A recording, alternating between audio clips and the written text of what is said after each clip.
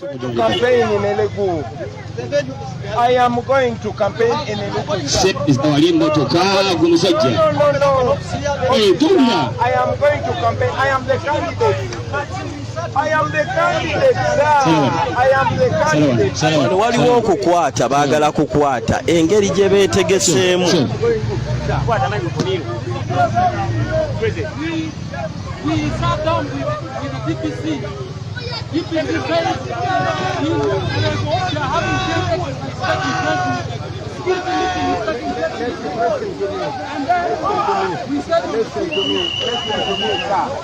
I don't know you, sir. Okay? I don't know you. My name is Kyagulanyi Ssentamu. I am the presidential candidate. I am supposed to campaign in Enugu. Okay? The police has been blocking the roads everywhere I go. Now why are they blocking me from campaigning in Enugu? I am going to campaign in Enugu. That is what my program says.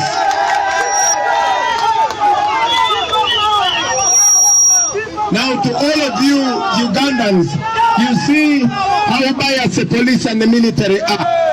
Why do you block a road for a candidate to go and perform campaign? I am supposed to campaign in Elegu and that is where I'm heading now. First, you arrested our sound in Elegu. Home Connected Pro manya bakira mu byokugula n'okutunda ettaka n'amayumba bo besigwa be batakusiba kiwani. Home Connected Properties be bakuyunga ku makaga g'olubeererako ne kolene ekibanja mpola kati beeyune munywanyi. Tusange ku office zaffe ku Kampala Road ku Mabirizi Complex ku mwaliro gw'omusanvu ne Nansana ku Mastowa ku kizimbe okuli Opportunity Bank ku mwaliro gw'okubiri oba tukubire ku ssimu naawe osobola okufuuka landlord n'ekyapa kyo mu ngalo. Home Connected Properties.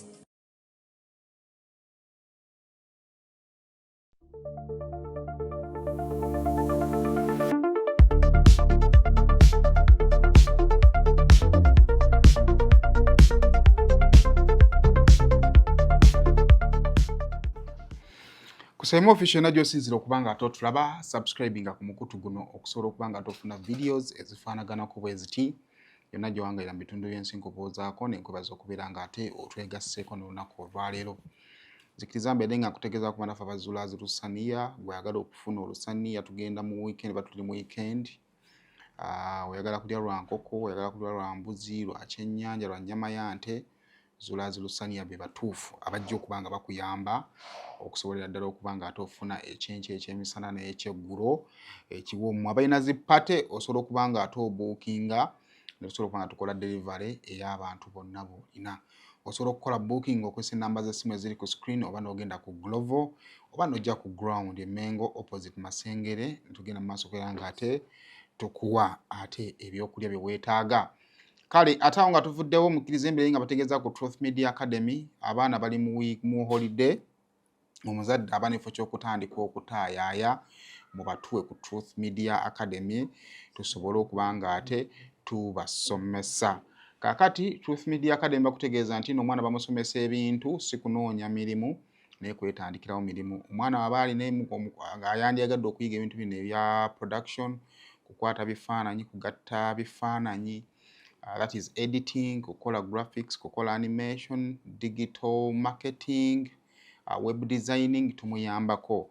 Okuvuga drone tusobola ddala omwana okubanga tumusomesa era n'ayigira ddala. So tukuli ku namba zaffe ez'essimu okusobola okubanga ate ebisingawo obitegeera. Kale tubaaniriza mu update eno eya Robert Kyagulanyi Ssentamu trail 2025-2026 mwe tutunuulira olugendo gy'abatambulidde n'ebyo mwabayise ate mu lunaku olwo. Olwaleero ng'ennaku z'omwezi 5 December, Robert Kyagulanyi Ssentamu abantu b'e Nwoya saako ne Amuru be babadde bamulindiridde okusobola okubanga ate atuukako mu bitundu byabwe ate okugenda mu maaso okubanga asaggula akalulu.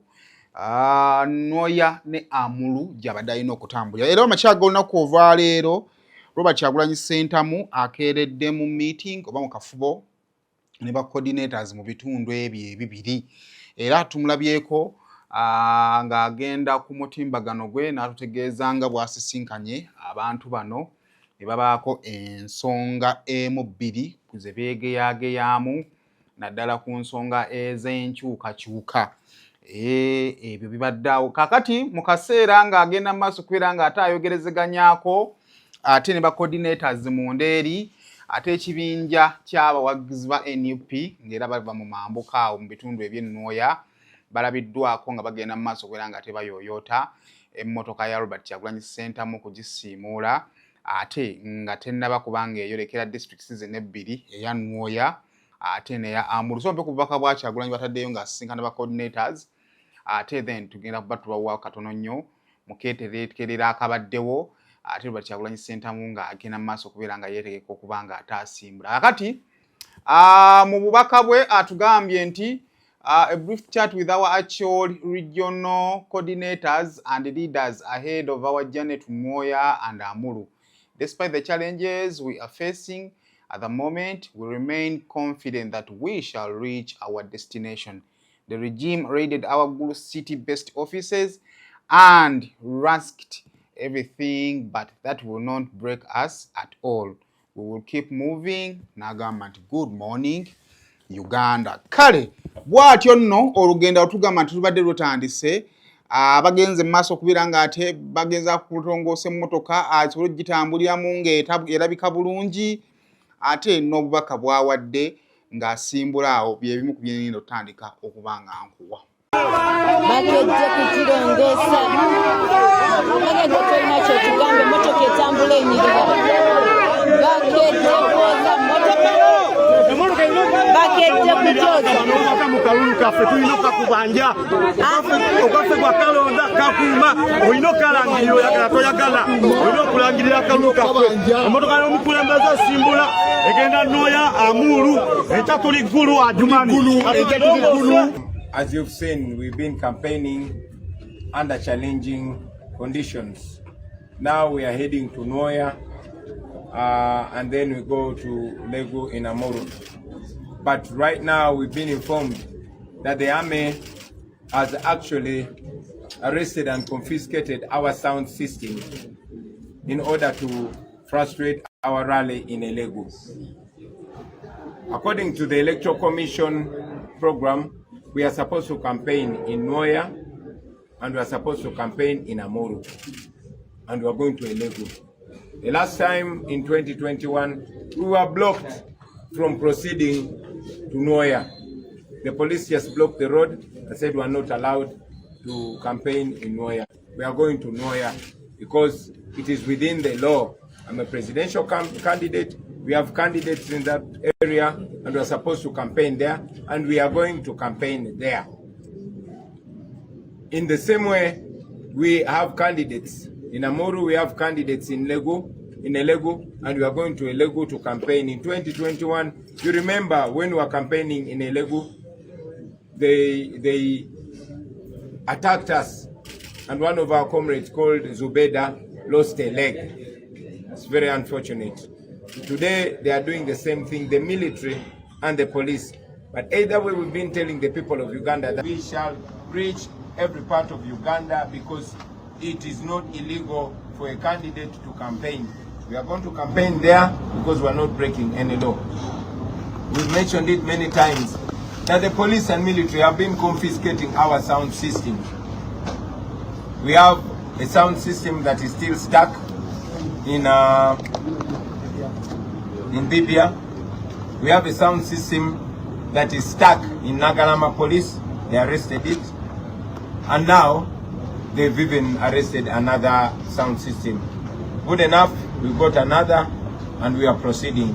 So to the people of Nwoya, we are coming. To the people of Legu, we are coming. We are coming to talk to you, and please don't be intimidated. We know that the RDCs and other NRM officials are intimidating people, deploying the military and threatening them that if they come to listen to our message, they will harm them. They shouldn't intimidate you. You're not committing any crime. You are Ugandans. So we are coming to you, Nwoya, today. We are coming to you, Legu, today. Yes. By the grace of God, we shall reach there and we shall talk to you. So with those few words, kakati wonna Robert Kyagulanyi Ssentamu wabadde ayita oyinza okugamba nti ab'ebyokwerinda babadde ate bamwetegekedde dda kubanga wonna obadde osanga emmotoka ez'amagye ng'ate ziri ku mabbali g'amakubo. Kakati ky'oyinza okwagala okumanya nti nno mu bitundu ebyo okwawukanako ne wano mu Central ab'ebyokwerinda balwanisa nnyo okulaba nga abantu atuuka mu bantu n'abeera nabo mu bungi kubanga okwawukana ku bo n'eno ate yo abantu babakubamu ttiya gaasi. Kakati ekifaananyi kye basinga okulwanisa be bantu okukuŋŋaanira awamu. Kakati mu bitundu ebyeyo naddala mu disitulikiti ey'e Nwoya oyinza okugamba Robert Kyagulanyi Ssentamu tasobodde gikubamu lukuŋŋaana lwe wandibadde oyita olw'amaanyi waliwo obwedda akola stopovers ne stopovers zino nazo zikyankalanyiziddwa olwa saawundi abadde ataataagana. Jjukira NUP we baali bambuka eyo baalina saawundi waabwe gwe baali batambula naye ne bamuwambira mu bitundu ebya Amulata. Kakati oyinza okugamba nti nno okuva olwabadde batetenkanya butetenkanya olunaku olw'ejjo twalabyeko nga abamu ku bali batekinisiyani abagenda n'amaaso nga bakola ku nsonga ezo ez'ebyuma bagezezzaako n'okubookinga sound okuva mu bamulina naye bonna ne babagaana okuba nga babawa sound oyo. Kakati mu katawuni akamu Robert Kyagulanyi Ssentamu wasobodde okutuuka oyinza okugamba n'abaawo bayinza oba tebategedde na byabadde ayogera olw'ensonga nti nno sound abadde tavaayo bulungi era amazeewo akaseera katono ate ne yeeyongerayo mu maaso. Tugiyita nti eyinza okuba nga ye stopover eya Kyagulanyi gy'asoose okubeera ng'ate ayimirirako okwadressinga abantu. Kakati Robert Kyagulanyi Ssentamu yeeyongeddeyo mu disitulikiti eya Nwoya era n'atuuka mu katawuni akamanyiddwa nga Anaga. Kakati ebyenjawulo ebibadde mu katawuni ke Anaga oyinza okugamba nti Kyagulanyi agenza okukayingiramu nga security already eri ggulugulu. Abasirikale okuva ku bannaffe aba police genda ku basirikale bannaffe aba UPDF saako ne abatatera kusangika abannaffe aba prison service basangiddwa mu katawuni kano. Kakati ng'ogasse ku bawagizi ba NUP ababadde mu katawuni okusobola okuba nga ate baaniriza Robert Kyagulanyi Ssentamu omwo nno mubaddemu n'agavubuka agabadde gambadde amasaati aga yero era nga bwatugambalidde n'ebipande ebiriko obubaka obugamba nti nno ffe abavubuka b'e Nwoya tetwagala kibiina kya NUP mu bitundu bino. Wadde nga Robert Kyagulanyi Ssentamu oyinza okugamba nti mu kitundu eky'e Nwoya abaddemu ate mu mateeka kubanga akakiiko k'ebyokulonda kamulambika ng'olunaku olwaleero alina kubeera awo era nga n'ab'ebyokwerinda babaddewo mu bungi. Abavubuka bano oyinza okugamba nti ab'ebyokwerinda obwedda batunuulire kyokka ng'ate bali mu kuprovokinga candidate gw'olowooza nti nno era naye awo waali aliwo mu mateeka. Kakati ebyo nno wakati mu kugenda mu maaso Robert Kyagulanyi Ssentamu obwedda akanya kintu kimu kutegeeza abantu ba wano zawula kibadde bagamba Northern Uganda Nwoya district ghetto structures we do not need NUP. So wakati mu mbeera eyo yabadde agenda bugenzi mu maaso kubeera nga ate ategeeza abantu beeno nga batalina kukkiriza kugulwa ate bagende mu maaso kubeera nga ate balonda ekibiina kya National Unity Platform. So kompeeko ate Bobi Wine bwatuuse mu katawuni kano ake Anaga ate ne confrontation ebaddewo wakati w'abawagizi ba NUP wakati w'aba NRM ate nga bagezaako okuba nga baprovokinga candidate wa NUP. The people of Anaga, the people of Anaga, people power. My name is Kyagulanyi Ssentamu Robert. Others call me Bobi Wine. I know that you are intimidated. Yes. Nothing can buy love. They cannot force you to support what you don't want. This is supposed to be a democratic campaign. The military. Now the police and the military are trying to stop us from campaigning. And they're bringing guns to antagonize us. But I tell you, my brother, my friend, we are in this together. This is our country and this is our time. This is the time for a new generation. To campaign. What is happening here? Look at what is happening here. Shame on you, Uganda police. Hello, Chambade. Look at this senior police officer. Look at this senior police officer. They pretend they're not seeing this. Officer Oloya. Officer Oloya. Look what is happening here. Officer Oloya, I am our security. Nothing is happening. They will come and beat me for saying the truth. They tear gas me for speaking the truth. But now they are protecting the criminals, stopping me from campaigning. Now some of you couldn't better Bamulumbi one way. Yeka oyo ainana bamukuma ba police. Look at these senior police officers. Abasirikale baba bamutunuulidde. More than 500 police officers here. Look what is happening.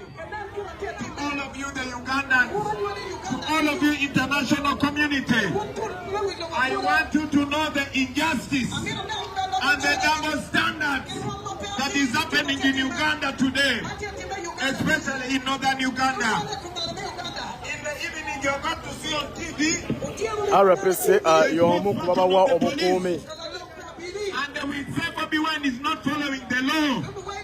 Bagala kubeerawo mbeera badde bakwate abantu. It is as if we are competing against Uganda police. It is as if we are competing against UPDF. But I can guarantee you, Uganda police, even the people putting on Museveni t-shirt, they want change. They all want change. They all want change. Kale, ebyo nno bwe bityo bwe bibadde, tulabyeko nnyo emirundi mingi nga abavubuka abaliko ebiteebereza okubanga bava mu ghetto structures ez'enjawulo nga bafulumya obubaka obugezaako okutegeeza nti ffe abavubuka ba ghetto structures nti tukwagalayo. Jjukira bwe twali mu bitundu ebya Arua era bagezaako, era waaliyo n'omupiira ogwa football gala. Simanyi oba ekyo kiri mu mateeka.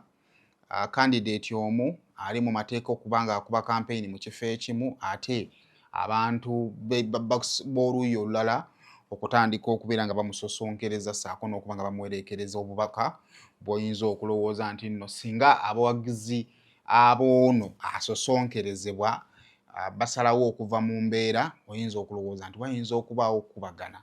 Kaakati nno kino kireeta okusoomooza wakati bannaffe ab'ebyokwerinda nti abamu tubalabe nako ng'ate banyumya n'abasirikale. Kaakati ne kikuleka wakati ng'ogamba nti webanga bano mikwano gy'abasirikale ani agenda okubeera nga protectinga bali. Bino byonna tubitunuulira nga tugenda mu maaso nga twaproach tusemberera akalulu ka 2026 wakati nga twogera ku kinsonga y'okukuuma empisa n'ebifaanaganako bwe bityo. Tutandika okulaba instances nga bwe zityo ng'abantu bakimanyi bulungi ono agenda kujja mu ttawuni kiki ekiba kibambaza yero ng'ate omukulembeze wammwe olwedde yajja ne mumulaga obwagazi. Kirabika ng'ekyokusosonkereza n'okuyiikiriza. Era singa candidate oyo tabeera mukkakkamu nnyo, abawagizi ba candidate ono tuyinza okumaliza nga tutandika okuwanyisiganya ebikonde.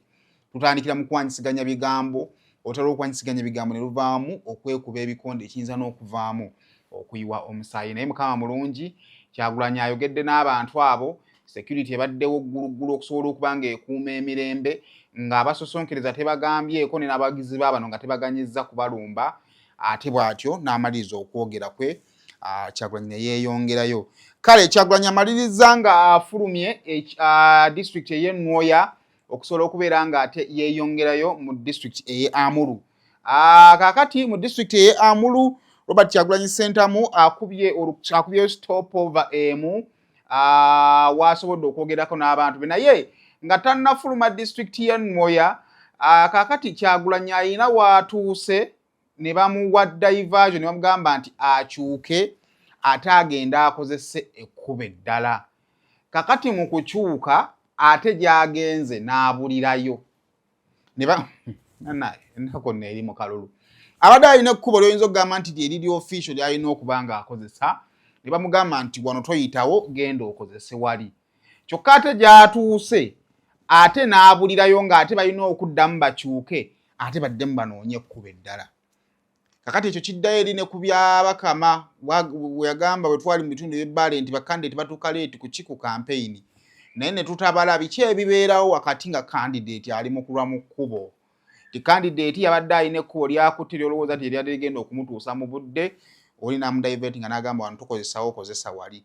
N'atuuka mu kkubo erimuweereddwa ate n'abulirayo ng'alina okukyuka. Naye jjukira nti ate alina waalimenti okubeera ku budde obumu nga tebunnatuuka. Kati singa atuukayo leeti oyinza okumaliriza nga tiyaggaasa azzeemu okuvuga naye nga ate bannaffe ab'ebyokwerinda tebatunudde mu nsonga lwaki ono atuuse leeti okutuuka time mwalina okukubira kampeyini ng'eweddeko. Ndowooza n'akusooka okampeeko then nzije tutunule mu lugendo lwa Kyagulanyi ng'ayinga. Alright,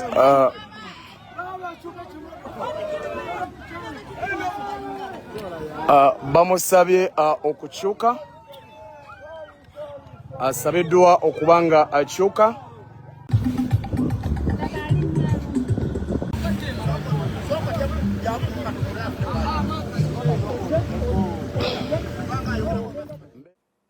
Kale kakati mu nteekateeka ya Robert Kyagulanyi Ssentamu disitulikiti ya Amuru ebadde ateeseteese ng'olukungaana lwe gaggadde agenda dde okuba mu bitundu eby'Eregu. Eregu eyo kiri ku booda era oyinza okugamba nti obusuubuzi buli awo bungi nnyo. Kakati okusinziira ku bizza ebifuluma okuva olunaku lwe lwatandise, Robert Kyagulanyi Ssentamu yatutegeezezza nti nno ekifo we babadde balina okukuba olukungaana kye baasoose okubuukinga ate kyamaze ne kibaggyibwako ku last moment. Tebaakomye okwo ne saawundi gye baadde babuukinze nga balina okuba nga bagikozesa okukuba kampeyini mu kitundu ekyo nayo neegenda mu maaso okubeera nga ebaggyibwako. Bwe bati aba NUP tebaapoye ne bagenda mu maaso okuba nga ate bafuna ekifo kye balina okuba nga bakola ki bakuba kampeyini. Kaakati bw'atuuse mu disitulikiti ye Amuru asoose n'akuba stop over ate mu katawuni akatandika ng'oyingira disitulikiti ye Amuru era n'abaako ebigambo byayogerezeganya n'abantu bano. Wabula taluddeewo n'abategeeza nti abadde alina olugendo olunene lwalina okwolekera paka ng'atuuse ate mu bitundu eby'Eregu era nakyo nga kiri mu disitulikiti eya Amuru wabadde alina okuba ng'akuba olukungaana. Naye nga wabulayo distance etali nnene nnyo Robert Kyagulanyi Ssentamu okutuuka mu bitundu eby'Eregu ate oyinza okugamba nti asanze road blocker vaawo mu kkubo etalabwangako. Ne badde ekoleddwa abasirikale aba police aba traffic police ate nga n'abamagye balabiddwako nga bali mu nsiko okwebungulula ekifo kyonna Kyagulanyi wabadde alimenti okuba ng'ayita. Kale kakati Kyagulanyi sooka mpeeko nga agenze ku mutimbagano gwe n'abaako obubaka bw'atuwa mu kaseera wabeeredde ku road block eyo atuteereddeyo obubaka. Sooka obumpeeko katono nnyo atugambye nti even though the campaign time is over sooka ogireke sooka ompe endala.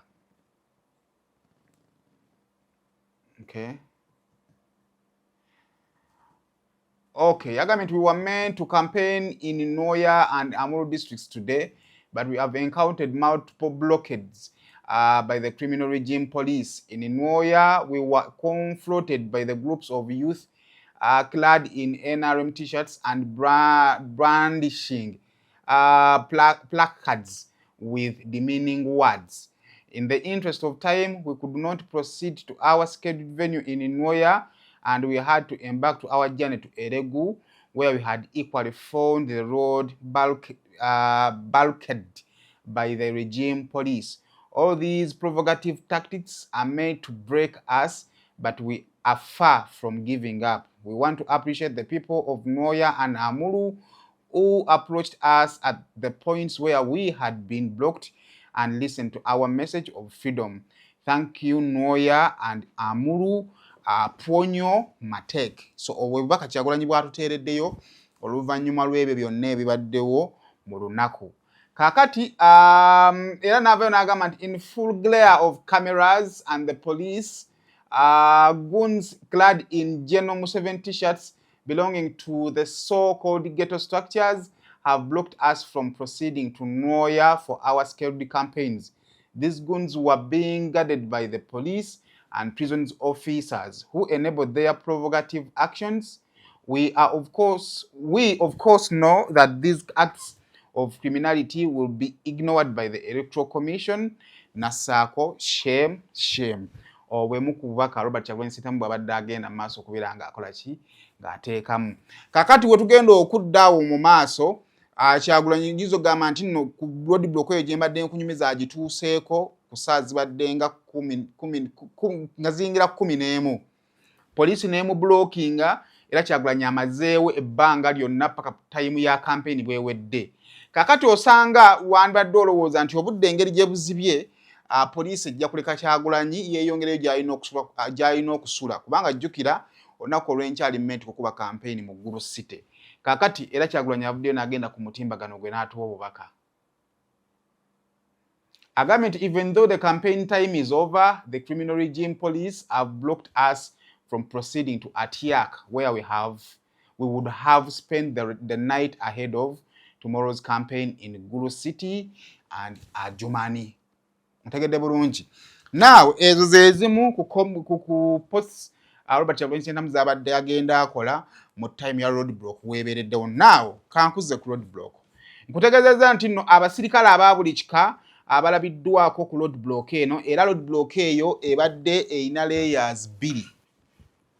Layer esooka ebadde eriko ebiggwa ebyabannaffe aba traffic police era ebaddeko n'olunyiriri lw'abasirikale ababadde bakutte bigadi ebiyinza okuziyiza abo abatambuza ebigere. Njagala wetegereze bulungi nti gundi eno roadblock esooka leeyo esooka ebaddeko ebiggwa kati bwagenze ng'atandika okusembera ne baleeta bano abasirikale ba poliisi abambala bbulu nga bakutte bino ebiziyiza abantu okusemberera poliisi. Kati emabega ng'obuusa ekiggwa kino wabaddeyo zijja fanga 2 n'ekimotoka kya tiyagaasi. Kaakati leeya ate era ey'okusatu gy'oyinza obutabuusa maaso yeey'abasirikale wano. Leeya enda gy'oyinza obutabuusa maaso yeey'abasirikale ab'amagye ababadde bali mu nsiko okwetooloola ekkubo Kyagulanyi wabadde alina okusalira okuba ng'ate ayingira ebitundu ebyeregu. Okwo kw'ogatta kati leeya endala ogiraba yeey'abano abakulemesa singa oba oyagala kutambuza bigere nayo ebaddewo. Kaakati okwo kw'ogatta ne zi patrol ezibadde zeesuuliridde emabbali. Kategedde bulungi eno no leeya yeesooka. Eno leeya yeesooka era we balabye nga atuuse ne babayita ne bakola ki ne basimba line nga bavuddeyo eri okusobola okuba nga banyweza leeya eno esooka. Okategedde bulungi. Kaakati eno emabbali wabaddeyo emmotoka za patrol saako ne bannaffe ab'ebyokwerinda ab'amagye nabo balabiddwako eyo. Kaakati ekyawula roadblock eno ku roadblock si bulijjo ze tulaba ti roadblock ezo ziteekebwayo nga wano waliwo roadblock naye nga wano waliwo ekkubo eridivertinga abantu nti do not use here, kozesa wano. Kaakati okugenda eregu obadde either okozesa wano oba oddayo gy'ova. Kaakati kino mu bufunze ab'ebyokwerinda babadde bategeeza Robert Kyagulanyi Ssentamu nti eregu tojja kusobola kuba ng'ate oyingira. Kaakati Kyagulanyi bw'atuuse ku roadblock eyo abuuzizza ensonga lwaki poliisi egenda mu maaso okubeera ng'ate emublockinga okumulemesa okuba ng'egenda mu legu. Okusinziira ku Kyagulanyi abadde alina campaigninga mu Amuru ne Nwoya. Ekitundu kye eregu nga banakutegeezezza kiri mu district eye Amuru. Ensonga ey'okubiri poliisi DPC ng'ayita mu musajja we ategeezezza Robert Kyagulanyi Ssentamu nti okusinziira ku nteekateeka y'akakiiko k'ebyekulonda Robert Kyagulanyi Ssentamu talina bizinensi mu legu. Era ekifo ky'abadde alina okukoleramu baakikyusizza ne bakijja eregu ne bakiteeka mu bitundu ebirala. Okusinziira ku Robert Kyagulanyi Ssentamu ategeezezzaako nti ab'ebyokwerinda gwe balumiriza okuba nga bayogedde naye era nga coordinator wa Kyagulanyi ye Kyagulanyi tebamukola ki tebamumanyi tali mu ttiimu yaabwe era ttiimu yaabwe olwedde eri legu eri mu kubalindirira okusobola okubeera nga atagenda okuba nga akuba olukungaana sayidi zeeyo. Kyagulanyi Ssentamu obwedda abawerekereza ebigambo era nga mwe mulina okutegeeza abantu obwedda abali awo nti no tebalina kuwalana abasirikale kubanga abasirikale bo bakola mulimu gwabwe, ne balina okuwalana oba okukolimira abaduumizi abatuma abasirikale bano okukola ebikolwa ebifaanaganako nga bino. Kaakati Kyagulanyi bw'alabye nga abasirikale tebanyega n'agamba nti no kaakati kaŋŋende ku plan B, naye nga sinnagenda awo kusooka ompeeko ebibaddewo. Kyagulanyi nga awanyisiganya ebigambo n'abasirikale nga bamubuulira ensonga lwaki bamugaana okutuuka mu Legu.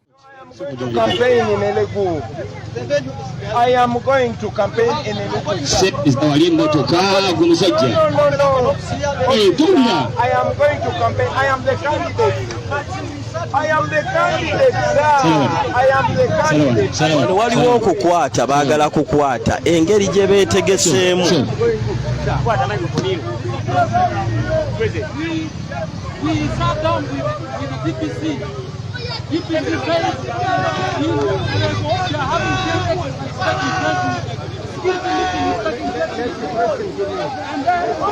we said I don't know you, sir. Okay? I don't know you. My name is Kyagulanyi Ssentamu. I am the presidential candidate. I am supposed to campaign in Enugu. Okay? The police has been blocking the roads everywhere I go. Now why are they blocking me from campaigning in Enugu? I am going to campaign in Enugu. That is what my program says.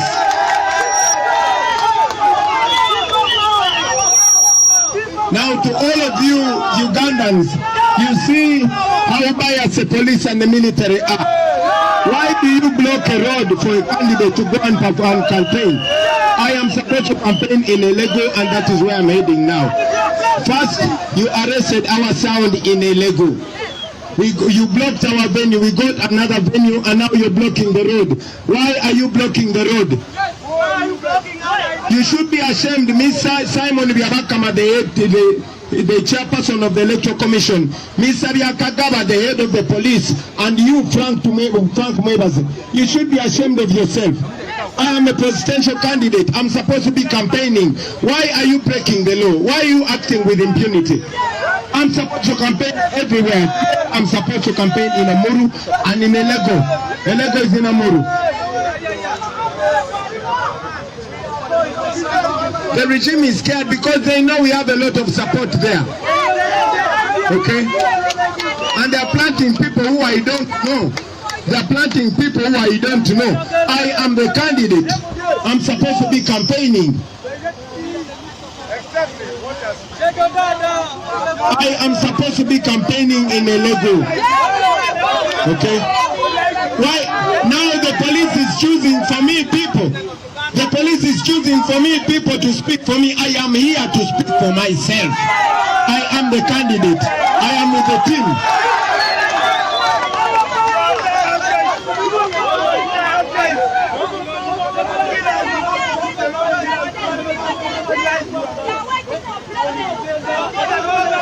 Uganda police, you should be ashamed of yourself. You cannot force support and you cannot stop people from supporting who they want.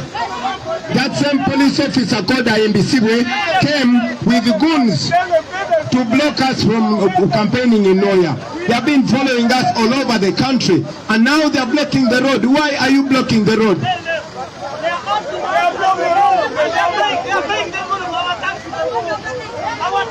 You can imagine the shamelessness. You can imagine the impunity. You can imagine the double standards. You can imagine the injustice. Now, is this a democratic election? Is this democracy? Why are you blocking us from campaigning where we're supposed to be campaigning? Kale kakati ebyo bwe bitu bibadde kakati Kyagulanyi bw'alabye nga abasirikale tebamunyega ng'ayogera n'agamba nti kaŋŋende ku plan B.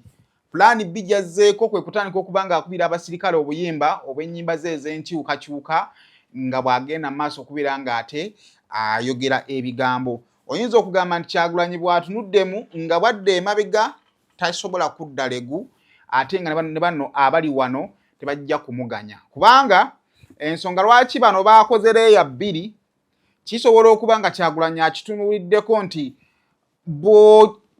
kubajjukira sajja engeri gye bakozeemu gundi yaabwe eno ebadde strategic nga leeya eno esooka erina kiggwa naye ng'ow'ebigere osobola obbayita kuddayo wali leeya eno esooka ng'erina kiggwa naye ng'ow'ebigere osobola obbayitako ndowooza ogiraba naye ng'ajjukira bwe mubayitamu mutuuka wano mu kibangirizi wakati waabwe kitegeeza nti oba tokyadda mabega oba n'egyolaga teweeyongerayo naye nga mu maaso eri gye balaga waliyo zijja ffanga zino ezisobola okukwata abantu kakati ndowooza Kyagulanyi n'alaba nga okutambuza ebigere kiyinza obutamukolera kubanga ye ayinza okuyitawo naye abantu baalina ne bagwa mu ambuushi y'abasajja ng'ate yabeetwaliddemu kubanga bulijjo kibadde nti kasita ayita wano bano abatambula ne basobola okuyita mu nsiko n'abo ebyokwerinda bakoze enteekateeka nga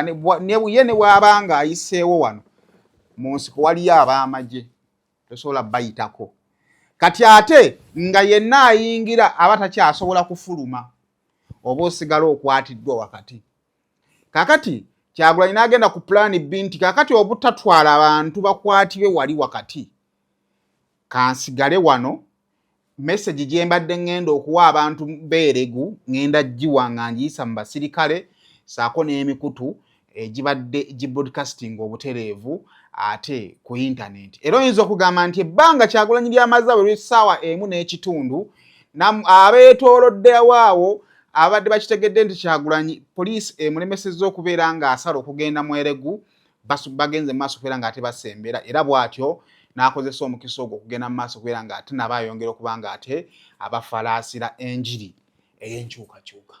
Children, don't allow yourself to get angry because this is a mind game. They want you to lose your temper so that they get reason to brutalize you. Okay? They want you to lose your temper and you quarrel with them so that they can find an excuse. They want you to pick stones and throw to them so that they can find reason to shoot back with bullets. But I can guarantee you, fellow Ugandans, when you stand freely, when you stand and you are innocent, when you stand and you're only holding a national flag, when you stand and you know that you're standing on the right side, I can tell you we shall get through this. Because they also feel it, they also know it. Now Museveni and these people, they are scared because they know the people of Uganda have opened their eyes. For a long time they were dividing us according to tribe. Okay? They were dividing us according to tribe and according to religion and according to class. But that is all over. Now we know that all of Uganda is standing together. Now we know where the problem is. The problem is not each other. The problem was never the past government. Now you know Museveni came fighting Obote, but now you know Obote was right, Museveni is wrong. Kabanyiika abasirikale omanye okunyiiza omuntu naye ng'asanyuka busanyusi. So kakati ebyo nno bwe bito bibiri tujja kulinda tulabe kubanga wabanga omuntu ali ment okukuba campaign mu kifo ekimu then police eyita mitendera kyo kubanga esazaamu ekivulu ekyo ekyokubiri coordinator kyagwanidde okubeera nga ata approving changes candidate abatalina kumanyisibwako biyinza okuba nga byebibuuzo byoyinza okuba nga weebuuza ku bibaddewo olunaku lwalega police eblocking Robert Kyagulanyi Ssentamu okuba nga ate ayingira legu oyinza okwebuuza yi lwaki okwawukanako n'ebitundu ebirala Kyagulanyi gye babadde bamulemesa okuyita gye bamukkiriza n'agenda lwaki abeekwenda bayinza oba bamulemesezza okutuuka mulegulegu oyinza okugamba nti ekitundu ekirina mixed audience kirina abaayo ne kirina n'abantu okuva mu bitundu by'eggwanga ery'enjawulo engeri ekiri ekifo kiri ku booda ekyobusuubuzi kakati nga bwe nakutegeezezzaako wali nti nno mu trail eno ey'okubiri nga Robert Kyagulanyi Ssentamu ayambuka mu mambuka kigenda mubeera kizibu okufuna ku bifaananyi ebiraga numbers mu bitundu ebyo. Osanga nti legu ye yandibadde kyani ku bifo byandibadde ebizibu ebyokukontrolinga omuwendo gw'abantu omungi okurisivinga Robert Kyagulanyi Ssentamu kubanga abantu abaliyo si ba mu mambuka bokka naye bava mu bitundu by'eggwanga ebyenjawulo. Kakati nga tosobola kukiza Kyagulanyi kusembeera business area erimu abantu boyinza okulowooza nti nno banyigirizibwa ebizibu Robert Kyagulanyi Ssentamu byakulembeza okubeera nga byalwanirira. Kyovula nze mu ndowooza yange ab'ebyokwerinda tebamuganyizza kusemberera kibuga ekyo okusobola okusigaza ekifaananyi ekya turn up nga bwe twakakifuna bukyanga Robert Kyagulanyi Ssentamu ayingira ebitundu eby'omu mambuka. Olunaku olw'enkya Kyagulanyi agenda kubeera Adjumani ne mu district ey'eggulu. Awo nabo bagenda kubaawo okulya n'okukombesa tulina okulinda tulabe kigenda kuba kitya ate mu bitundu ebyeyo. Alright, ladies and gentlemen, tubanjulira Azul Tour and Travel bakugu mu kuprocessinga travel documents bakuyambako visa processing. Oli musuubuzi oyagala kutandika kusuubula China, Dubai, UK oba mu nsi ez'enjawulo nga America oba Canada, jangu mu Azul Tour and Travels bakuyambeko okwanguyiza visa yo, bakuyambako flight booking, ne bakugobera ne ku passport yo gw'atannagifuna, bapangisa emmotoka ez'abalambuzi, oyagala kufunira air ticket jangu mu Azul Tour and Travel. Olina invitation letter yo oyagala kufunira appointment ku embassy, jangu mu Azul Tour and Travel. Ensonga zonna bazanguya, basangibwa Kyengera ku Kyengera Level 1 Room 20. Okumanya ebisingawo kuba ku simu 0700 979104 oba 0779531984.